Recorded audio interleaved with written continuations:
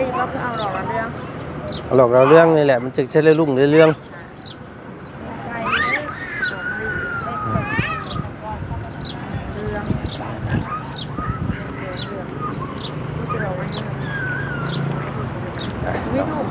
ทักทายสบายดีเนาะสบายดีพ่อแม่พี่น้องกันนัดสุขสุขคนมื้อนี้เป็นวันศีลเนาะศีลใหญ่บ่มื้อนี้ศีลดับได้อมื้อนี้เนาะว้าตบด้วย90ใช่แล้วก็พอนอกภาษา10,000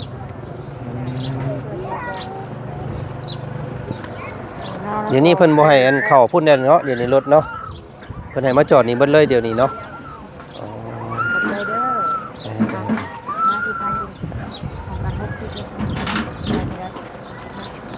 แล้วเราไป7-8-9ค่ะเอ้าเป็นบุญบัตรยาสบายดี พี่น้องเลยไปส่งลูกส่งเต้ามาแล้วกับแวมาทำบุญก่อนเพื่อมื้อเช้านี้ลงบ่ทันโดย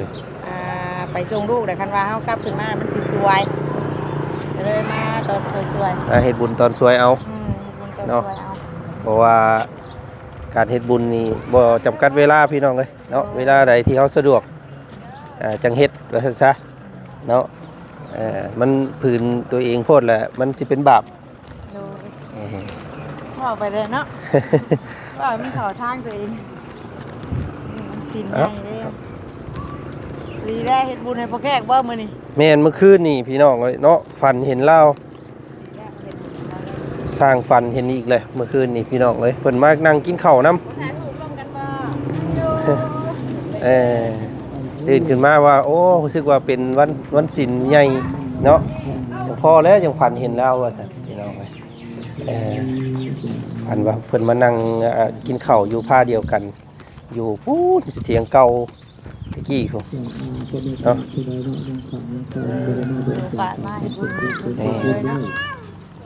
วัดทำบุญแล้วนึกถึงเราอีกคนพี่น้องเลยเนาะตอนนี้อยู่วัดพระธาตุอิงหังเด้อพี่น้องเลยเนาะนครกระสอนพรหมวิหารแขวงสวรรณเขตเนาะบ้านพระธาตุอิงหังเนาะพระธาตุคู่บ้านคู่เมืองพี่น้องเลยเนาะนี่ของนายบ่เนาะตะเวนอาตาสภาพเจ้าเฮามันจะกำบัดกระเทือนภายในที่หะจะได้มีจิตใจเป็นกระทา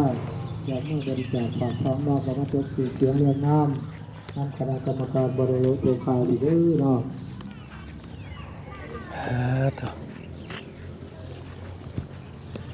นี่แม่จุดทุกคนบหลายมือนี่ช่วงค่ำพูดเลยเนาะช่วงบ่ายช่วงเพิ่นเลิกเวียกเพราะว่าตอนนี้เพิ่นเข้าเวียกแล้วเป็นวันจันทร์พี่น้องเอ้ยวันที่หลายคู่หลายคนจะรวยได้มื้อนี้เนาะบางคนเพิ่นก็รวย2ชั้นดิบางคนเพิ่นก็ว่าไปกับรวยแรงทั้งไทยทั้งลาวมื้อนี้พี่น้องเอ้ยเนาะหวยรัฐบาลไทยแล้วก็หวยพัฒนาลาวเนาะโอ้ได้เด็กดีบ่นะพี่น้องเอ้ยเนาะมื้อนี้ไปเมื่อวันได้อยู่ใบนึงเอาบ่ได้เรา6 ล้านพ่อพี่น้องเอ้ย6 ล้านบาทเนาะ6 ล้านบาทแม่น้องเชื่อเพิ่นว่าอยากได้รถพี่น้องเอ้ยแม่นบ่อยากได้รถอันว่าแก่ลูกมาโรงเรียนโรงเรียนอันน่ะขนลูกมาโรงเรียนเพิ่นว่าเนาะ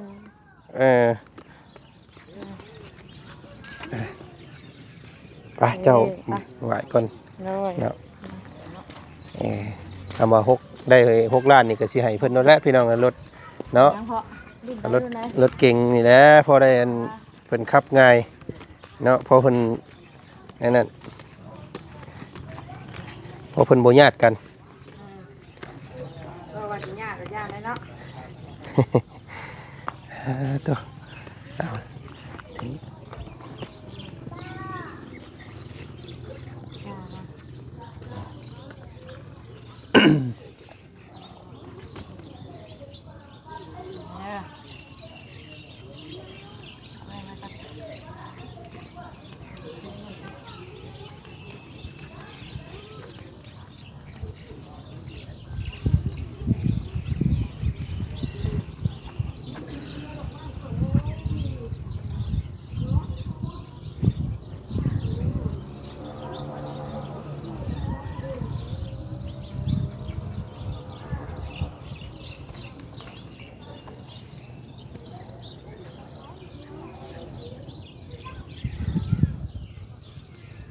ถ้าเขาเข้ามาวัดนี่พี่น้องไงเนาะจะสิมี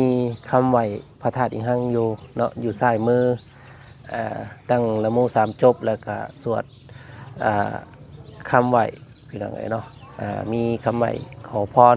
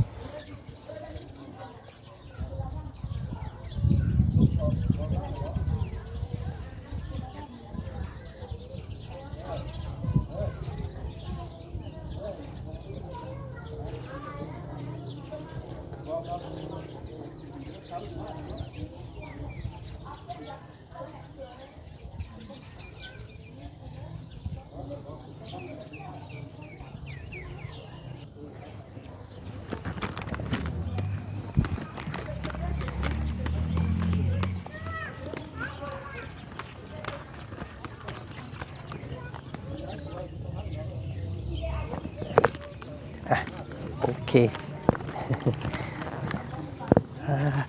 ห่อนเนาะวันนี้ไปอันโซนทางทางญาเพิ่นมัดแขนให้เนาะ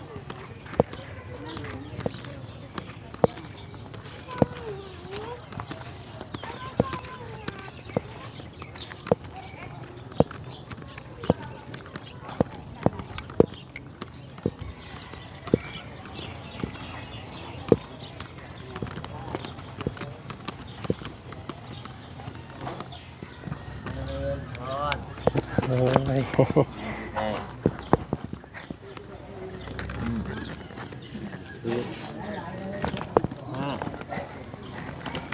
เขียนให้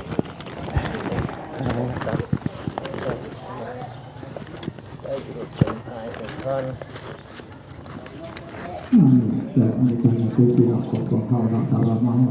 สีแดงได้ป่ะเนี่ย ได้สีแดงกันเนาะ แมน ธรรมสังฆานุภาเวนะสัมปะทะเกนะกายะกัมมังมโนกัมมังปะนิเตปะทะเกนะนิกัตวานาราปันตเถปะทะเกนี่อยู่ดีแห้ง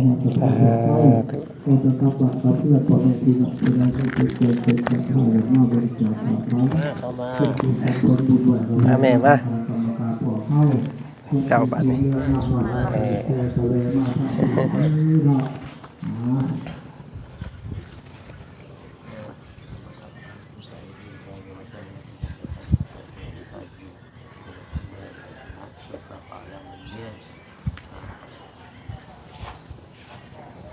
ปะทะเกนะสิปะทะเกนะนิกัตวานาราปันตเถปะทะเกนี่อยู่ดีแห้งเอาไปบุกแกนมา ภาษาเมื่อบ่ภาษาไผ่ผูกแขน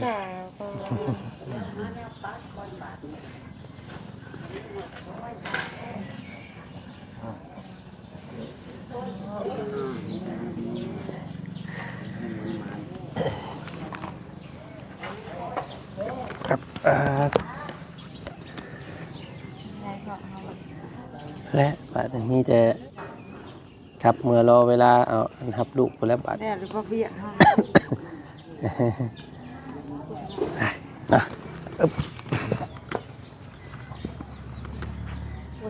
เกินไม้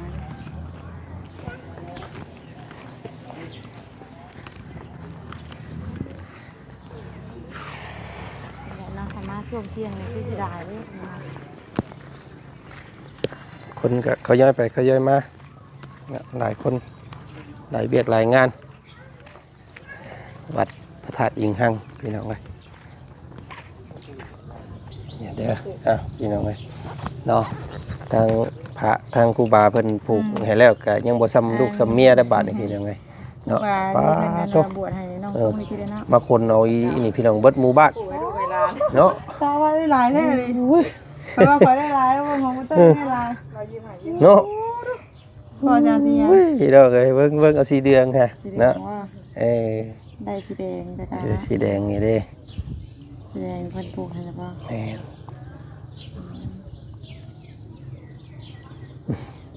สีแดงนี่เนาะ สีแดงตัวนี้กัน เดี๋ยวทราบกันเนาะ แม่น ได้อยู่4-5เซนนี่แหละประตูได้เป็นกับมา อืม เอาเบิ่งนี่ได้ป่ะนี่ได้ป่ะให้กดนี้ให้กดนี้ให้กดนี้รีปวดเข่ารีปวดเข่ารีปวดเข่า เจ้ามาโฮม เด้อบัดนี้เนาะต่อจากนี้อยากขอให้มีแต่สุขแต่ลาภมีแต่ร่ำแต่รวยเบิ่งแยงครอบครัวเด้ออยู่ดีมีแห้งไปใส่มาใส่กะตลอดปลอดภัยบ่ให้ลงบ่ให้ลืมให้ไปทางใดคิดเฮ็ดจริงใดก็ขอให้คิดเห็นหน้าลูกหน้าเมีย โอ้คิดตลอดได้ เนาะอยู่ดีมีแห้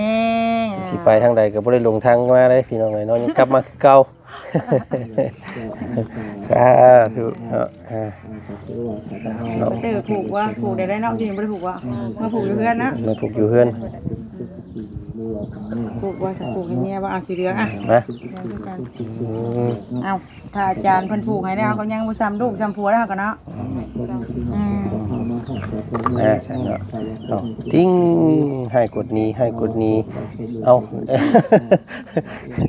ให้กดนี้กดเข้ากดเก้ากดควันมาเด้อเนาะอยู่ดีมีแห้งเนาะให้เบิ่งแยงลูกเต้าอยู่เฮือนอยู่ซ่านก็ให้คือเป็นพระคือพระเตมีนี่เด้อเนาะเป็นมเหสีของข่อยตลอดไปเนาะบ่ให้ลงให้ไหลบ่ให้ ไปทางอื่นเนาะพี่น้องเลยเนาะเอาให้อยู่มันคนยืนเนาะอยู่เป็นโฮมโพโฮมไส้ให้ลูกให้เต้าเด้อเนาะตลอดไปไอ้ เฮ้ยเกี่ยวไปเกี่ยวมาอยู่บัดลงทางแล้วบัด เอา เอาแล้วจะมือตัดเอาจริงเลยนะ ได้แล้ว โอ้ทักได้อย่างที่โชคมาน้ำด้วยตรงนี้ ไปสันมื้อนี้ก็นี่แหละพี่น้องเลยเนาะมาเฮ็ดอันตังสิทธิ์เนาะเฮ็ดบัตรอันข้ามไทยเฮ็ดให้รถนี่แหละให้มันถูกต้องก่อนสิพาตุมีเพิ่นข้าม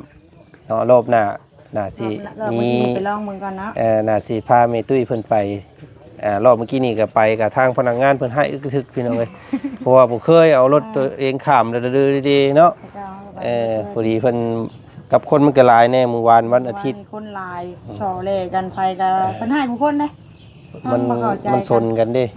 เนาะระบบมันก็เลยไปเซิร์ฟเบิ่งก่อนมื้อวานนี่ ว่านี่ตู้แรกนะว่าบุญลงปั๊มเนาะคือบอกเอาลูกเมียมาสแกนนะบอกไปเล่นเมื่อเอาลูกเมียอีกวันนี้ลูกเมียถ่ายรถโดยคนคาดว่าไปบ่ไปรถบาบุญวันนี้เลย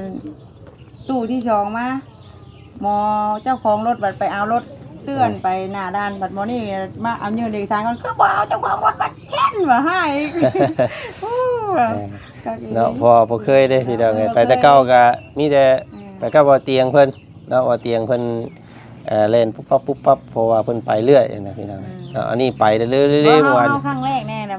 มันต้องสแกนหน้าเฮาแต่มันสิมีโค้ดบัตรเฮาไปรอบหน้าบ่ต้องลงจากรถก็ได้นะ มีแต่โฮบหัวเดียวละไปตู้ซองเลย รวมเอกสารของทุกคนที่ไปนะ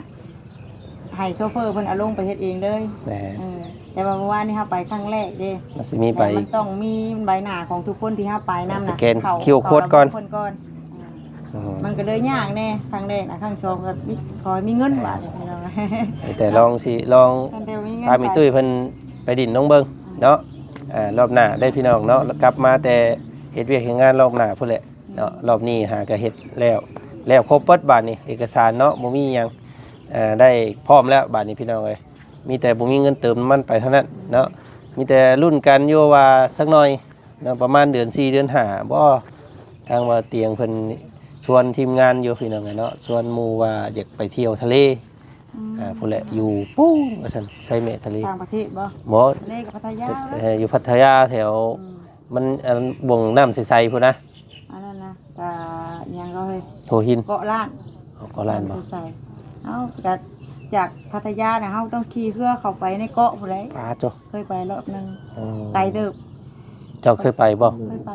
ข่อยบ่เคยเห็นทะเลเทื่อพี่น้องเลยเนาะเกิดมาเห็นแต่น้ำคลองกับเห็นแต่ในทีวียังบ่เคยไปเทื่อบ่สิไปให้เอาน้ำทะเลมาเบิ่งนะมันเป็นจังไดกับบ่สิไปอาบนี่แหละนี่กระโต โอ้มันไปผิวนี่ให้คักเลยเนาะไปทะเลนี่ยันแหล่กว่าเก่าอยู่นี่น้ำเค็มมันกัดเด้ จะว่าขี่เฮือนขี่จะว่ามันจะว่าตายไปจักมุดลงไปว่าเนาะอยากลองเบิ่งจักเทื่อนึงสิวยังน้ำหนานี่อยากว่ามันสิเศร้าบ่จักเนาะลองเบิ่งบ่ มันชวนไปเที่ยวทะเลบ่ แม่นเพิ่นว่าอยาก เตรียมชุดบิกินี่ไว้ก่อน มันก็สิตามรังกันก็สิมีโอ้หลายคันได้บาดนี้เนาะบ่เตียงเบาดีเบาเสียงเบาบุญมันป่าเบาบุญสารวัตรเบาจันทร์ อยู่ที่ว่าสิได้ไปพร้อมกันได้บ่ได้ติ 4-5คันขึ้นไปเป็นคาราวานได้เด้อนี่พี่น้องเอ้ยเนาะ ระยะแตกนะเนาะ เอาลองเบิ่งพี่น้องไงเนาะก็สิได้ไปหรือบ่เนาะก็เห็นหมู่เพื่อนเพิ่นล้มกันอยู่ว่าอยากพาไปว่าซั่นพี่น้องไงเนาะก็เดี๋ยวติดตามเบิ่งเนาะถ้าได้ไปก็สิพาเบิ่งพาชมบรรยากาศอยู่ดอกพี่น้องเนาะเอ้ามื้อนี้มาเฮ็ดบุญก่อนเมื่อก่อนบาดนี้เนาะไปอยู่เฮือนอยู่ซ่านหรือว่าลงไปเบิ่งต้นไม้ต้นตอกก่อนบ่ได้เบิ่งตะลุนเด้อพี่น้องไงเนาะ มองกินไว้แจ็คติ โอเคสำหรับคลิปนี้ว่าจันไปก่อนเด้อสบายดีพี่น้องไงเนาะเอาบุญมาฝากมื้อนี้เนาะไป